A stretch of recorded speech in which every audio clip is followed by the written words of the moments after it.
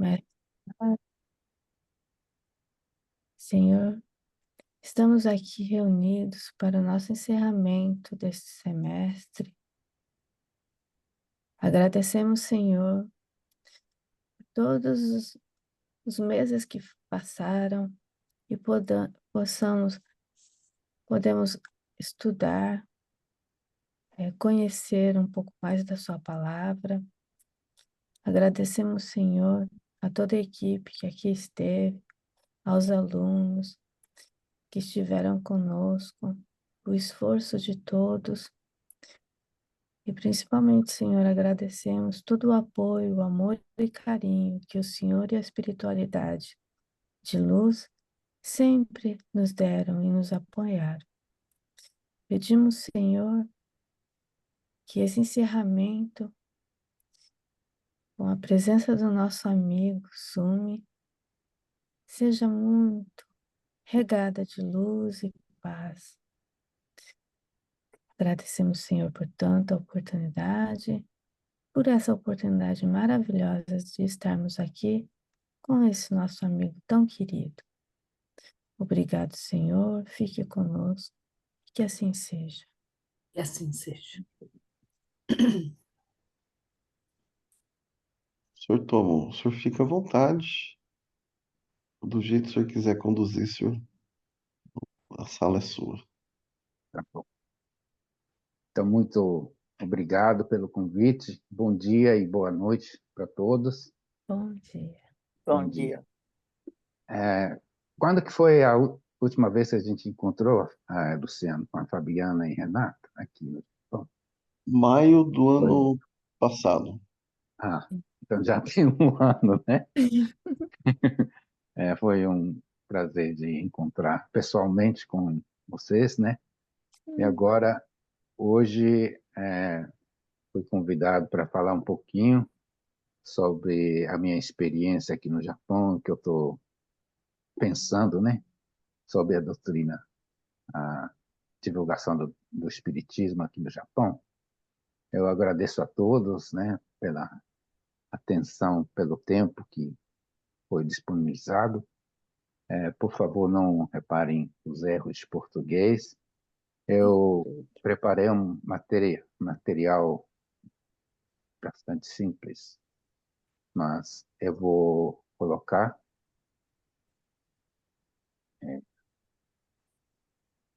Quando ele faz no Zoom, no...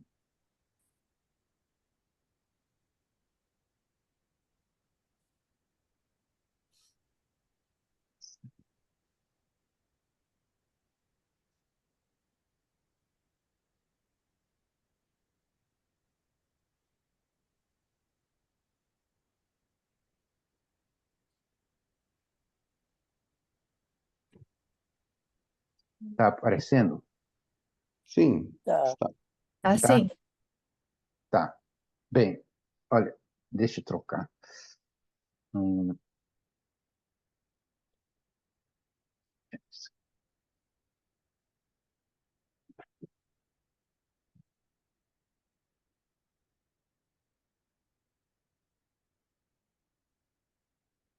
Está aparecendo? Sim. Está. Tá, obrigado. Então, eu vou começar uma pequena reflexão sobre a divulgação do Espiritismo do Japão, no Japão. Então, foi na semana passada, a Maria, né, me contatou sobre essa ideia de falar diante de todos, né? Aí eu achei muito interessante na, na, naquele dia. Eu faço tradução de obras de Chico, né? Agora eu estou fazendo o Pão Nosso e justamente a hora que fui convidado estava estudando esses 114 do livro Pão Nosso, que fala dos novos atenienses, né? E aqui fala, em resumo, o que fala aqui, o ensinamento enquadra-se perfeitamente nos dias deixa eu- que correm numerosos trabalhadores do Cristo nos diversos setores da cultura moderna são atenciosamente ouvidos e respeitados por autoridades nos assuntos em que se especializam. Contudo, ao declararem sua crença na vida além do corpo, afirmando a lei de responsabilidade para lá do sepulcro, recebem de imediato o riso escarinho dos admiradores de minutos antes, que os deixam sozinhos, proporcionando-lhes a impressão de verdadeiro deserto. Eu achei muito interessante, acho que todos aqui, né, que estudam, trabalham dentro do espiritismo, tentando aprofundar nos estudos, devem sentir da mesma forma. Então, eu queria dizer que eu também enfrento, né, esse, como assim, ambiente aqui no Japão, mas sabendo que no mundo inteiro tem pessoas como todos vocês, eu sei que a coisa tem que caminhar para frente, né? Então, começando com minha apresentação, quem sou eu? Meu nome é Tomosumi, eu sou daqui de Shimonoseki. Esse aqui é o mapa do Japão, né? Tóquio é aqui, eu estou aqui agora morando em Tóquio. Eu sou natural de Shimonoseki, Yamaguchi, fica na ponta dessa ilha principal do Japão. Mas fiquei poucos anos, né? Até 4 anos aqui em Shimonoseki. Eu estou vivendo mais perto da região de Tóquio depois da infância. Meu contato com o espiritismo foi em 1990. Eu vou dizer que foi no meu primeiro casamento, né, com a Sônia, que o Luciano também conhece. Ela ela foi médium e tinha assim, muita vontade de levar o espiritismo aqui no Japão, e os trabalhos que ela começou me influenciou bastante. E hoje eu estou. Para quem tiver dúvida, né, por favor de me interromper, eu vou respondendo, tá? E como eu conheci a doutrina espírita?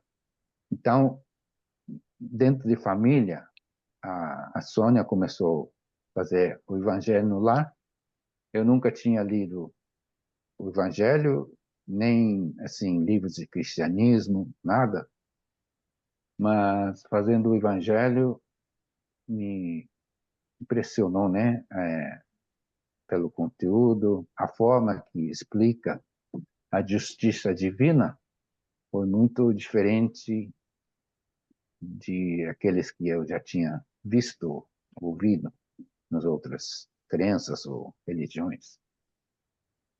Na época, a gente estava em Moçambique, morando em Moçambique, e a Sônia fazia parte de um grupo na cidade de Maputo de fazer o espiritismo lá em Moçambique. E acho que esse grupo hoje continua lá em Maputo.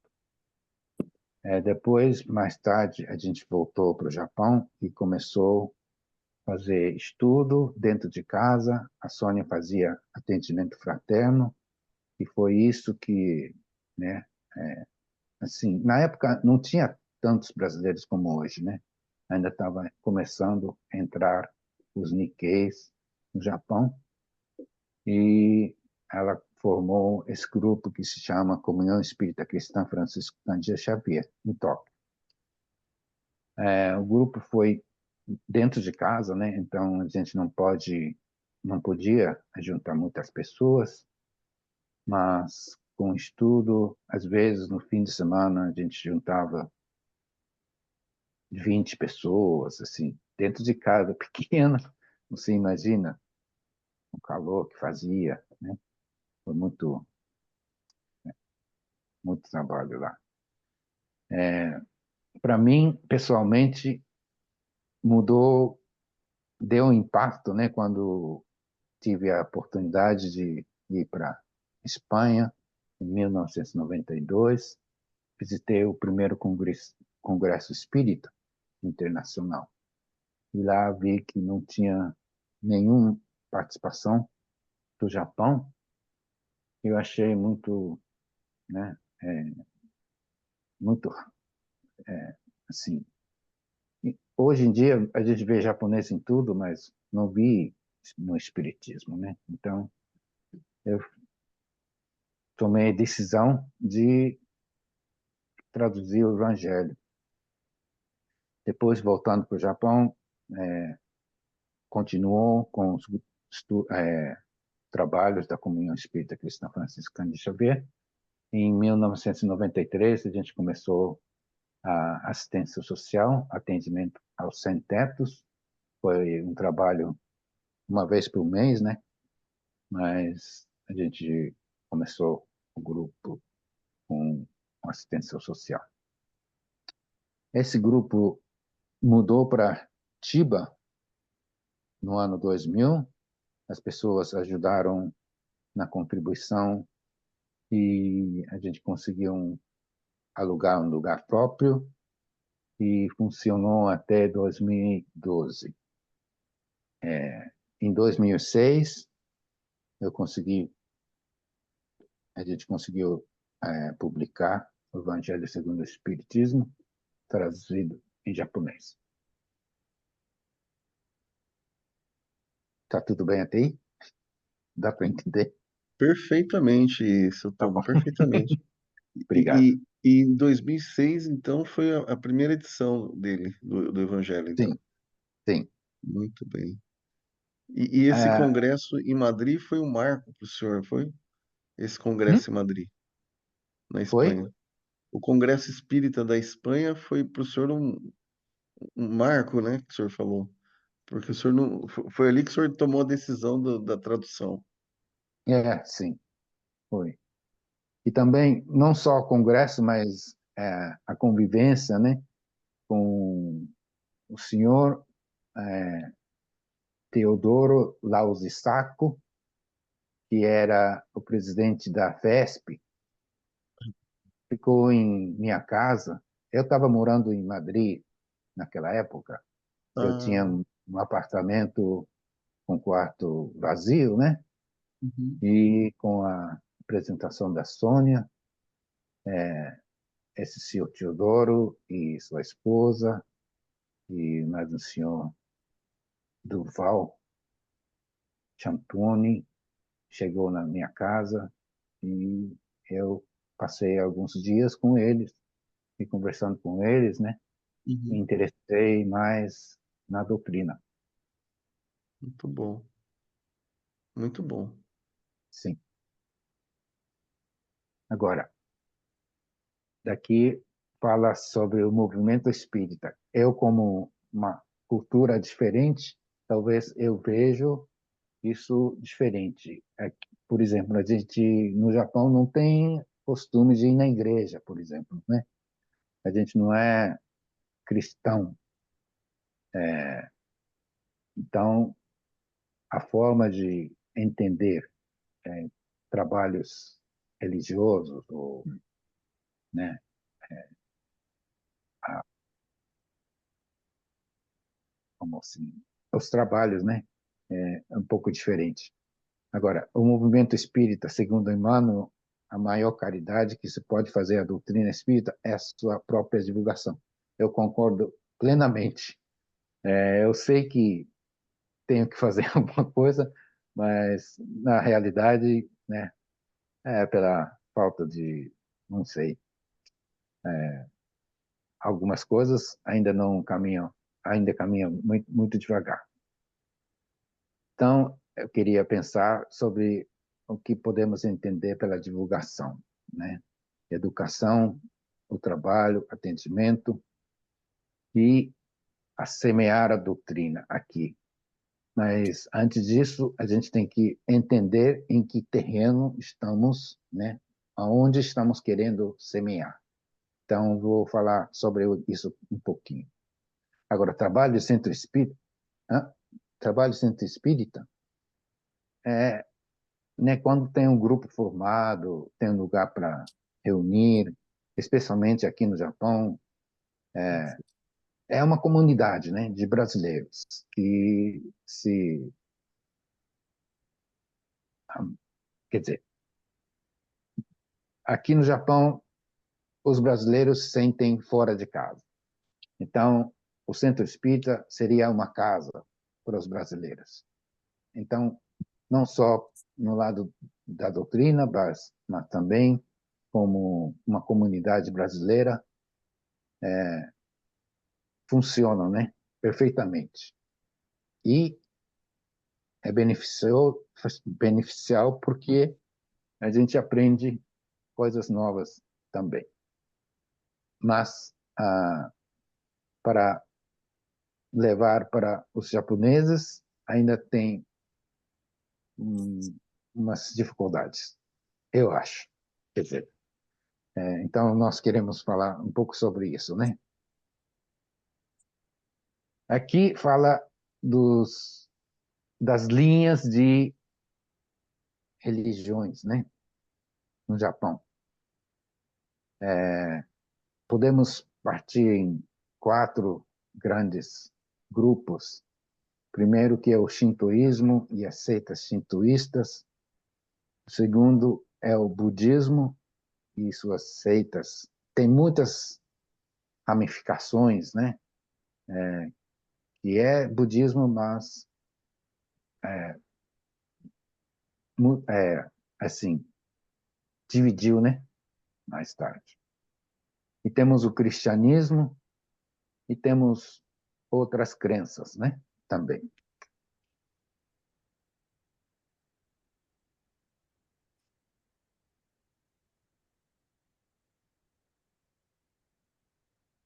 Ficou sem Aqui som? tem... Não, desculpe, pensei que estava sem som. Tá, desculpa. Aqui fala dos números de localidades religiosas. São lugares registrados, né? Como uma entidade religiosa. Claro que existem muito mais do que isso que não são registrados, mas o que a Agência de Cultura, né, tem como estatística, aqui são os números, né?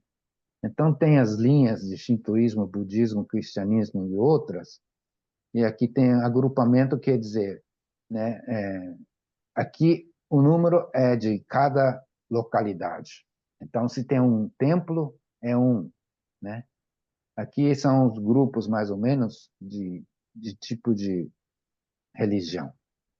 Então, cerca de 500, né, grupos religiosos registrados com tantas localidades. Aqui cabem os templos. No Japão, normalmente, nos templos tem os cemitérios, né?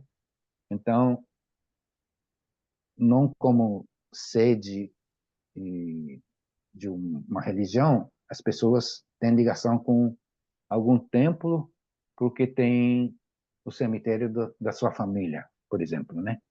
Esse tipo de local são contados aqui. Então, são 173 mil locais registrados dentro do Japão. Para entender, né, o número, a gente tem, por exemplo, número de cabeleireiro, barbeiro, no Japão registrado, são 270 mil localidades. Dentistas são 60 mil. E lojas de conveniência, 56 mil, né? Então, você vai ver como é alto, né, o número local ligado à religião. Tem muitos no Japão. Doutor, Então, o que eu estou querendo dizer é que, na base, né, os japoneses não são, assim, aparentemente praticantes de religião, mas, como base, tem muita, né, base religiosa na cultura japonesa. Deu para entender? eu sim, seu Tom. Tá bom. O Japão tem quantos estados hoje? Províncias, Quarenta né? e três, né? Trinta e Províncias. três. Quarenta E, e três. a 43. É. E cidades, o senhor sabe mais ou menos quantas cidades? Número de cidade eu não sei. Mas isso vai dar um número muito grande, né, Sim, de templos por cidade, né? sim, sim. Qualquer canto a gente vê alguma coisa. Por exemplo, o praticante do Shinto, do budismo, com qual frequência ele vai no templo fazer as orações? Existe essa frequência ou não? O culto, existe um culto nessas religiões? Eu acredito que tem culto e os seguidores frequentam mais são os cristãos e as pessoas de outra religião, né? Quem Uhum. está no shintoísmo, budismo, mais raro, porque não tem, assim, culto. Eles vão para o templo no ano novo, ou vai no cemitério, né, no dia do, do dia do falecido, né? É assim, não tem assim culto como no cristianismo, né? E essas outras religiões devem ter cultos mais hum, assim regulares, né? Então devem frequentar e fazer suas atividades. Entendi. Aqui, sobre quantas cidades? Cidades no Japão, o total é 768. Municípios é mais 747. Mais vilas, vila, 188. Num total de 1.699. Mas aí também tem distritos, né? Que lá em Tóquio tem 23 distritos. Então chega num total de 1.742. Mas tem uma diferença de cidades daqui do Japão e do Brasil, que a cidade do Japão é pequena e uma colada na outra, certo, Sumi-san? É, Né? É pertinho. Então, é um terreno pequeno, né? É um território pequeno. E os templos, a gente anda 2 quadras, dá de cara com um templo e um cemitério, né? Então, é basicamente isso, né? O cemitério eu nunca vi como um local da gente ir, se reunir e orar, né? Mas sim de visitar os falecidos, fazer oração no túmulo, né? E no Haká, e nas épocas de falecidos e tal, né? Assim que a gente percebe, né? Deu uma média de Mas 100 templos por cidade. A média, né? É bastante. é bastante. Eu falei, de 2 em 2 quadras tem um templo, né? Aí, sim. desculpa, gente. Obrigado. Então vamos ao seguinte, né?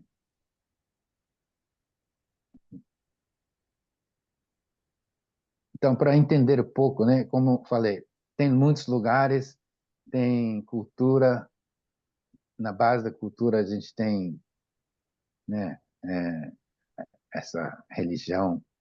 A gente, acho que o japonês em geral, né, gosta de santificar qualquer coisa. A gente não é monoteísta. A gente vê Deus, entre aspas, né, em qualquer lugar. Na natureza, né, por exemplo, aqui na pedra, a gente santifica, né? A gente respeita como alguma força que vem do alto, né? Então, está na base. Então, a gente não pratica, né? Reunir e rezar, mas esse respeito está no dia a dia de japoneses.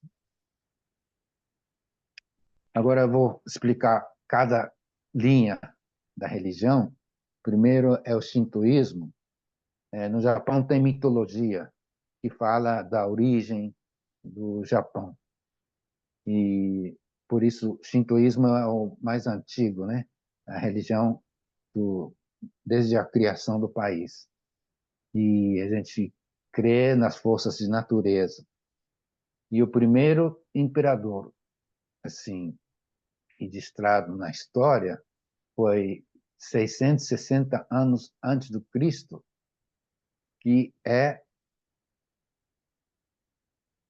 fala que é descendente do Amaterasu ou Mikami, que é o criador do Japão. É tipo de Deus, né?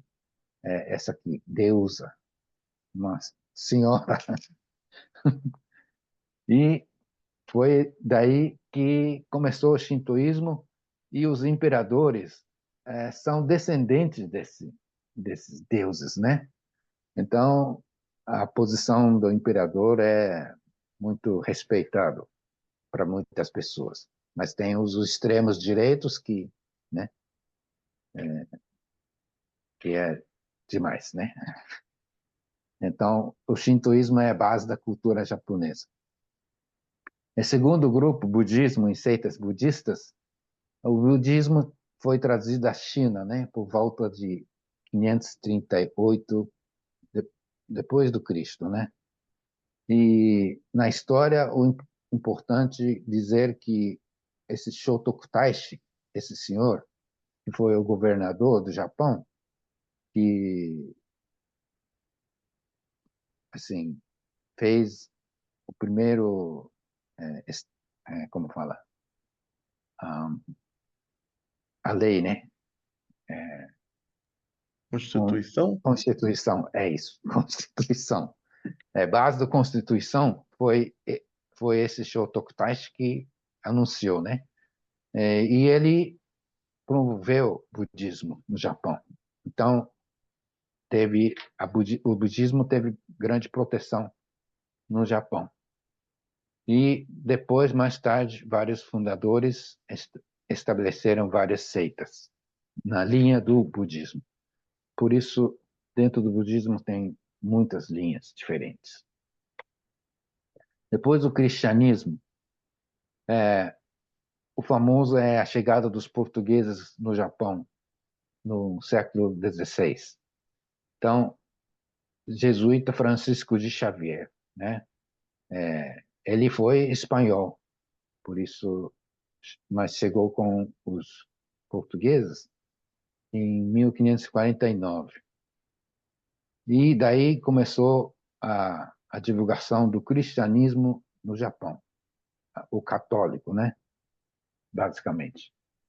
Mas durante a história, entre 1587 a 1899, tivemos a proibição de cristianismo, prosseguição, discriminação, porque o governo achava que era um tipo de invasão das forças europeias no Japão para depois ter, né, outras consequências, né? Então, o Japão foi praticamente fechado durante esse tempo das culturas exteriores. Mas mesmo dentro dessa época de proibição, tiveram muitos cristãos, né, escondidos. Hoje, principalmente na região de Kyushu, que é o sul do Japão, Nagasaki, esses lugares, tiveram bastante cristãos. E depois da proibição, começou a entrar o cristianismo, e também no século XIX chegaram o protestantismo também da Europa e dos Estados Unidos. e temos as outras crenças. Então, aqui a gente vê como Deus trabalha, ou a espiritualidade trabalha, né? É a mesma época quando nasceu o Espiritismo, no século XIX, 18 a 19. Vários médiums do Japão fundaram várias seitas religiosas, né? O mais antigo seria a Miki Nakayama, de Tenrikyo, que a gente chama, é uma linha de religião aqui no Japão. Masaharu Taniguchi é o famoso do Seicho no Ie, e Nao Deguchi também é um médium que fundou a religião Omoto. Mais tarde eu vou falar do Omoto, que teve muito relacionamento com espiritismo, né? Então, acho que a espiritualidade trabalhou muito, né, na mesma época, quando Kardec começou a trabalhar, e daí surgiu várias linhas de novas religiões. Agora, tudo, assim, fala das mensagens espirituais, né? E fala das curas ou outras coisas, benefícios da humanidade. E hoje em dia continua, mas eu não sei os detalhes de cada religião. E também entraram, né, ramos de seitas estrangeiras.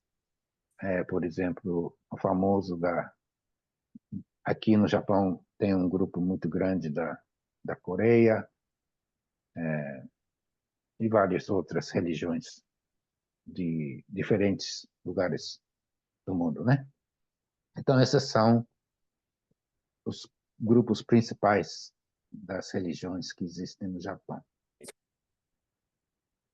E quando fala do número de adeptos, isso é uma estatística, por isso a gente não sabe exatamente como é, mas porque aqui conta 183 milhões, né? Hoje em dia, no Japão, a população é 120 milhões, mais ou menos. Então, esse número está acima desse número, por isso devem ter duas pessoas, né? Dupla contagem, ou alguma coisa assim. Mas, mais ou menos, o shintoísmo, que tem 48%, budismo, 46%, cristianismo, 1% só, e outras religiões, 4%. Né? Aqui é mais ou menos a divisão das crenças no Japão. Agora, o espiritismo no Japão, a gente tem obras traduzidas, né? O livro dos médiuns, livros espíritos, livros médiuns, Evangelho, Céu e Inferno. Quem está no movimento espírita, o único é o Evangelho segundo o Espiritismo. O livro dos Espíritos, esse senhor... Sim, Renata, obrigado. O livro dos Espíritos, o tradutor já desencarnou, ele traduziu de inglês, né, vários livros espiritualistas, e dentro deles tem um livro famoso do, do espírito que chama Silver Birch, né?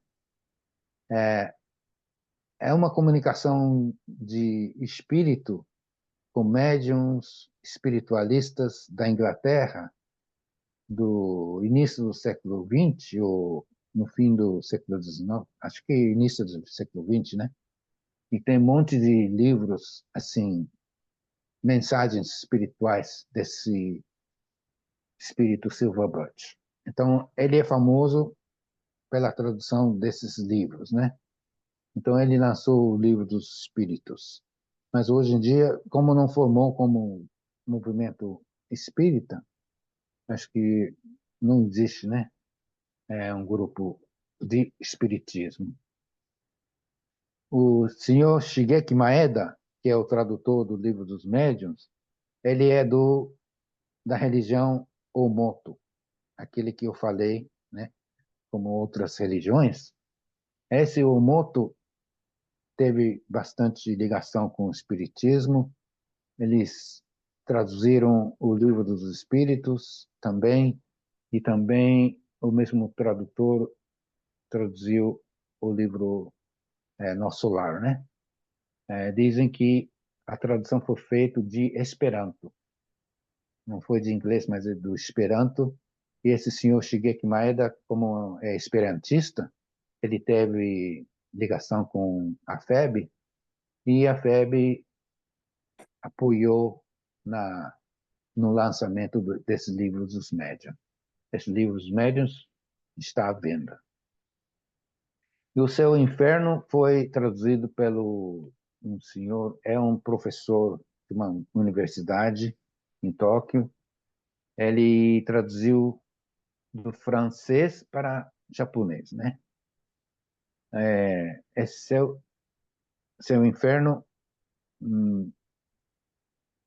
é interessante, né? A gente vê a vida depois da morte de vários tipos de espíritos. Ele é de uma religião que chama Kofuku no Kagaku, que é a ciência da felicidade. É um famoso religião também, e não é, por isso não é espírita. E assim, é, né, temos as obras, mas infelizmente as pessoas, né, se preferiu abrir novos caminhos para eles, né? E não ficou com Kardec. Isso é triste para mim, mas isso é a realidade. O Sutomo, Sim. e o que motivou, será, eles a essa tradução? Foi os conhecimentos espíritas similares à religião deles? O senhor saberia isso? Motiva. Então, espiritualismo, quer dizer, né? A vida depois da morte, a importância de ser, assim, progredir no lado moral, isso é aceito, né? Essas outras religiões. Ah, Isso seria o base, né? Agora, se vai juntar um grupo, não sei, acho que cada um tinha sua próprio objetivo, não sei. entendi. Ou talvez não pegaram como doutrina, né, completa, só pegou um livro que se interessou e só viu esse lado, não sei. Entendi. Agora, é, esse essa religião que chama, como é que é? Ciência da felicidade, o fundador já desencarnou no ano passado, mas ele foi médium também. Então recebia várias mensagens, né, de vários espíritos, inclusive da Allan Kardec, de Jesus. Então, mediunidade, né, espiritualidade é a ideia em comum com essas pessoas. Mas não ficou no espiritismo, né? É talvez porque que somos cristãos, né? O espiritismo é puramente cristão. Então, como sendo de outra cultura, talvez queriam colocar um tempero diferente, né? Entendi, entendi.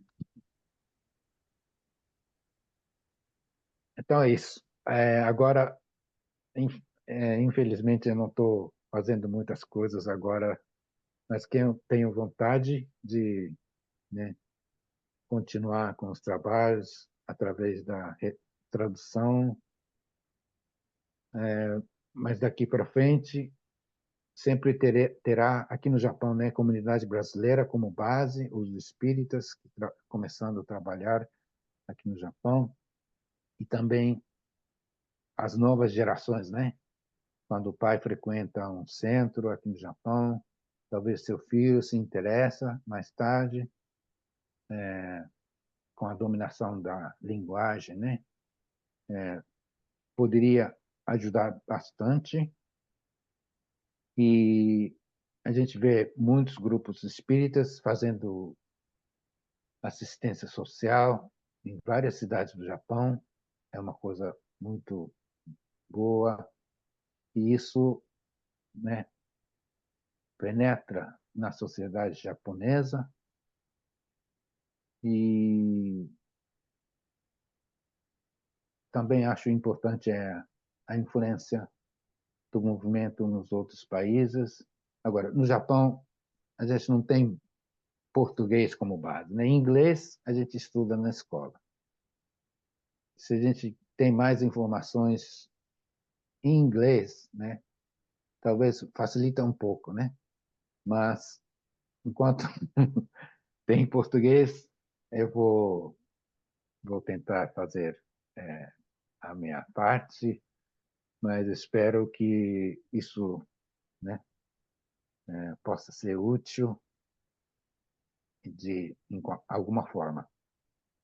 Bem, Seu Tom, a é, Renata levantou a mão para fazer pergunta, Renata. desculpa. Sim, Teotomo, a gente nós estamos começando agora, temos uma pequena base de um novo grupo, que é da Mocidade de Jovens. Dentro desse grupo, praticamente todos, alguns já dominam a língua japonesa e os outros estão na escola japonesa, né? E começaram a mocidade, né, com a evangelização para os jovens, né?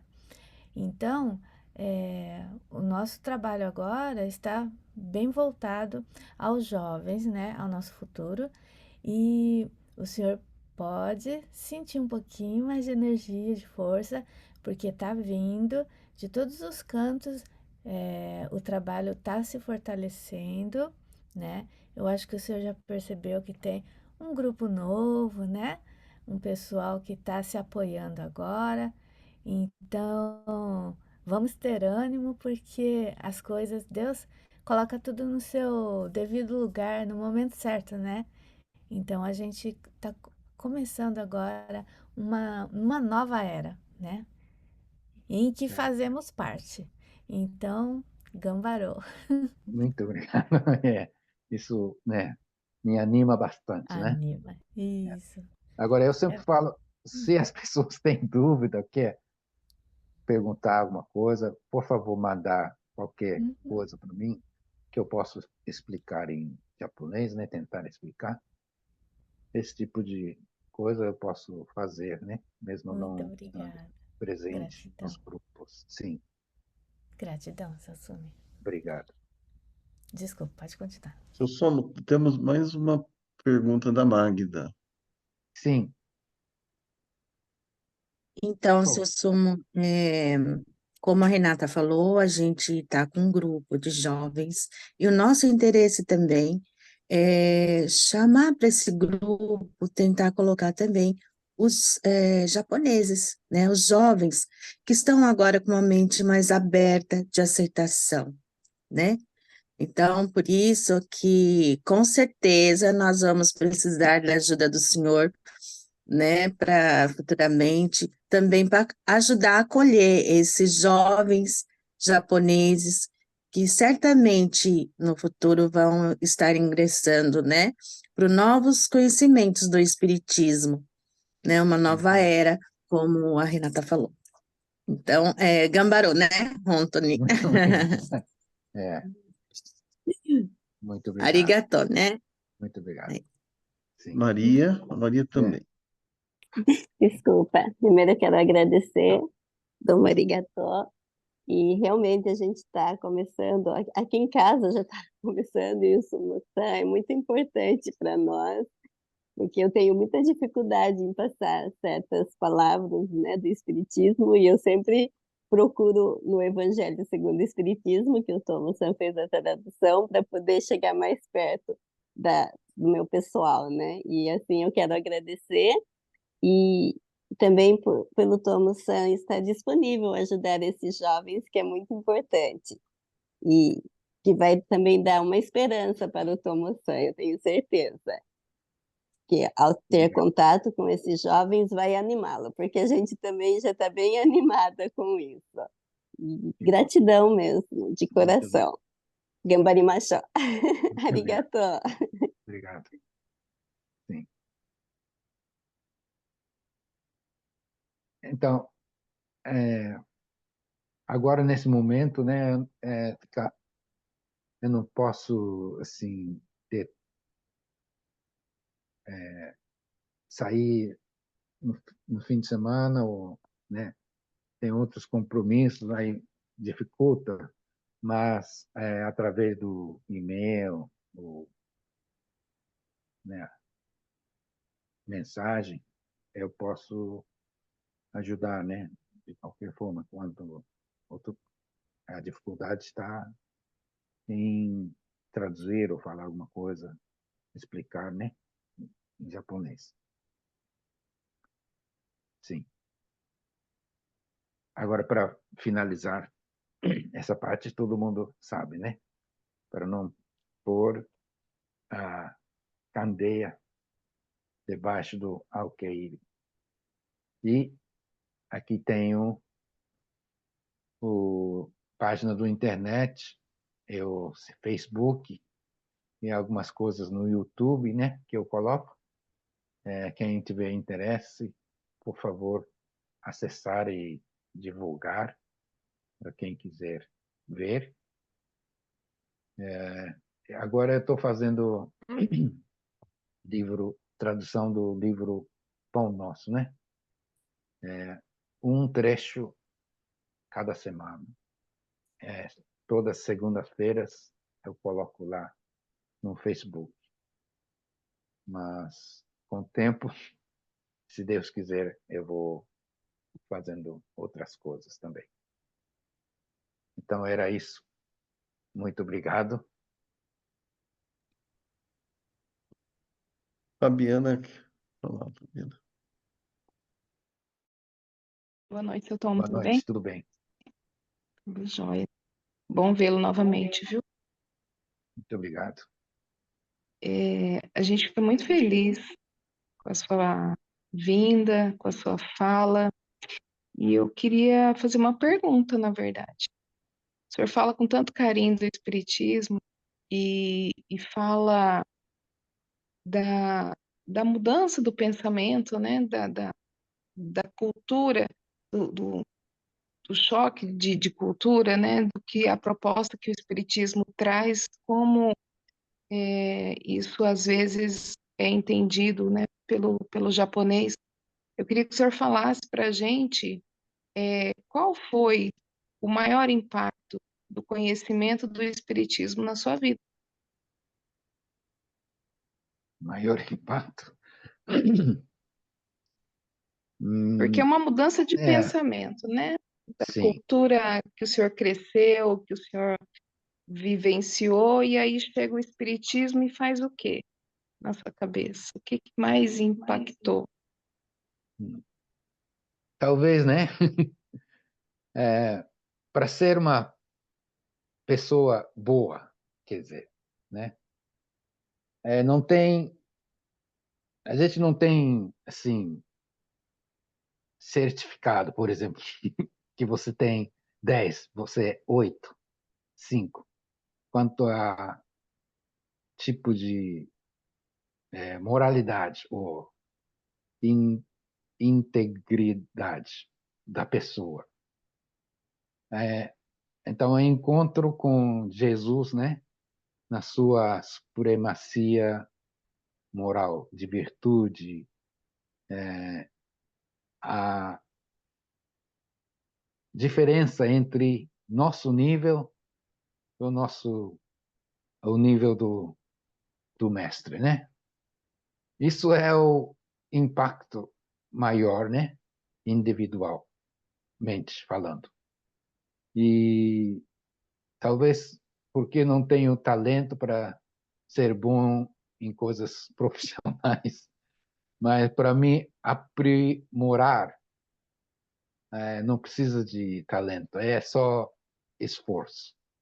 Então, enquanto a gente procura chegar um pouco, né, para saber entender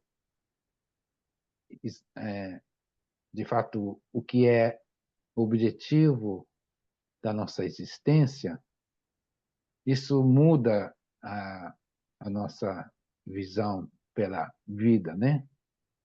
Então, isso é o maior impacto, quer dizer, ver a vida como escola, né? Como o Chico fala, é uma oportunidade de crescimento. Isso tem um lado, assim, tem muitas...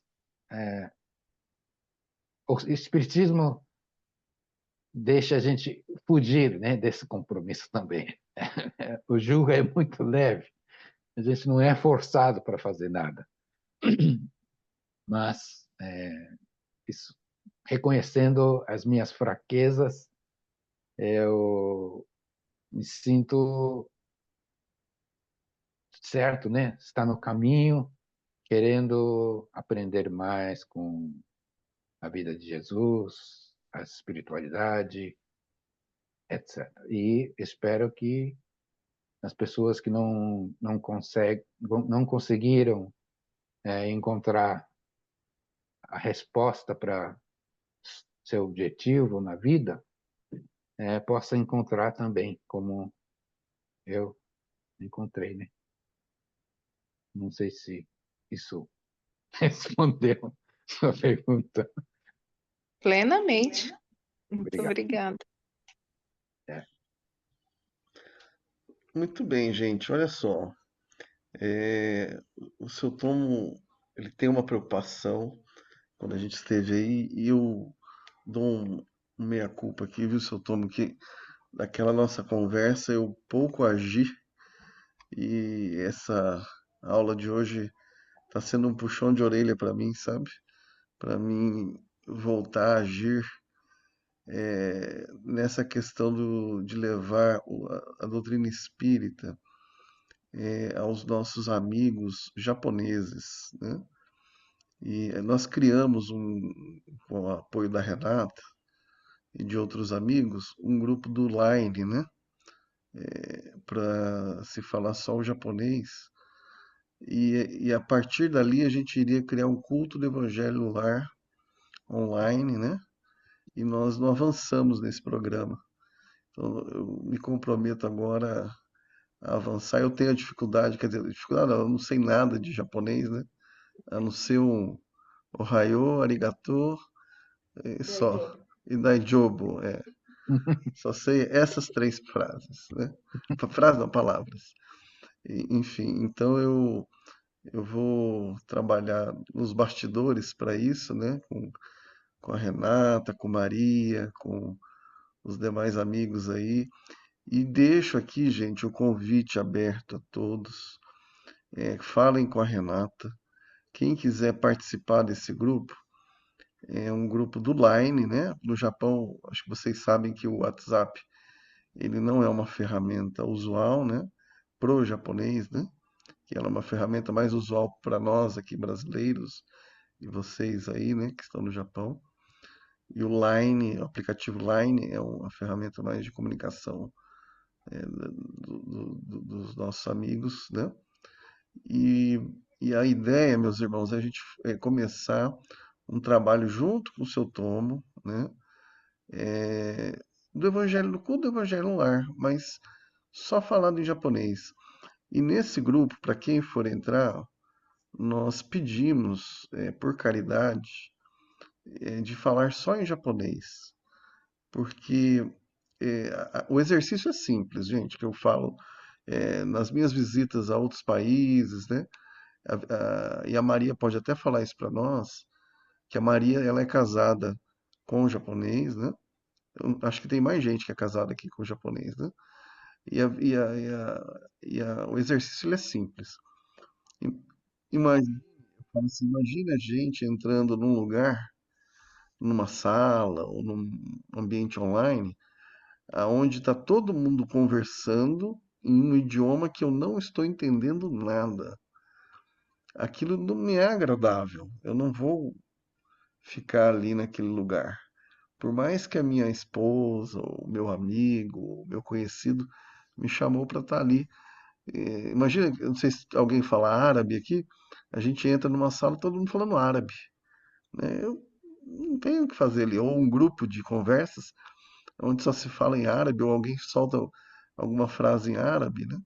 Aquilo não me agrada, né? Então, eu vejo os irmãos lá nos Estados Unidos, casados com os americanos, ou quando convidam um americano, eles não se sentem bem. Os depoimentos que a gente tem, né? E aí mesmo depois, mesmo que a reunião seja em inglês, ela seja em inglês e ele entenda, mas aí depois a conversa é em português, quando termina a reunião, né? Aí todo mundo quer conversar em português, quer falar em português, e aí eles ficam ali totalmente desacolhidos, né? Não estão acolhidos ali. Aí, então a gente pede, né?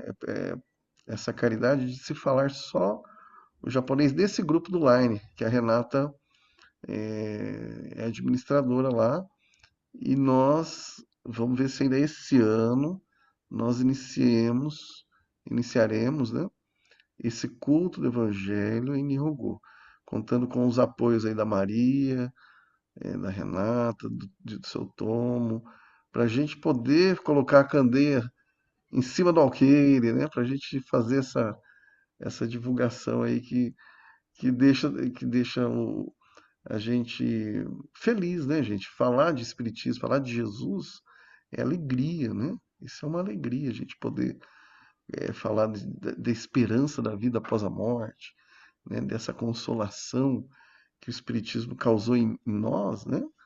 Poder a gente levar para quem quiser, né? Falar sobre isso.